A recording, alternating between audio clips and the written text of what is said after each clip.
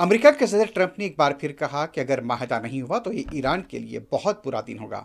ادھر امریکی عہدیدار کے مطابق ٹرمپ کے نمائندہ خصوصی سٹیو وٹکاف اور جیرڈ کشنر جمعرات کو ایرانی وفد سے جنیوا میں ملاقات کریں گے۔ ادھر ایران میں حکومت مخالف مظاہرین کو صدر ٹرمپ کے آئندہ اقدامات کا انتظار کہا گیا ہے۔ ذرائع کے مطابق ایران میں مخالف حکومت مظاہرین کو ایس ایم ایس پیامات موصول ہوئے ہیں، جن میں امریکی صدر ٹرمپ کے آئندہ اقدامات تک انتظار کرنے کا مشورہ دیا گیا ہے۔ اسرائیل کے وزیر اعظم بنجامن نیتن یاہو نے کہا، امریکی صدر ڈونلڈ ٹرمپ کی جانب سے تہران کا نیا جوہری معاہدہ قبول نہ کرنے کی صورت میں حملوں کی دھمکی کے بعد امریکہ اور ایران کے درمیان بڑھتی کشیدگی کے سائے میں اسرائیل پیچیدہ اور مشکل دور سے گزر رہا ہے۔ پارلیمنٹ کے سامنے ایک مختصر خطاب میں نیتن یاہو نے کہا، ہم انتہائی پیچیدہ اور مشکل دنوں میں جی رہے ہیں۔ ہم نے اپنی آنکھیں کھلی رکھی ہوئی ہیں اور ہم کسی بھی صورتحال کے لیے تیار ہیں۔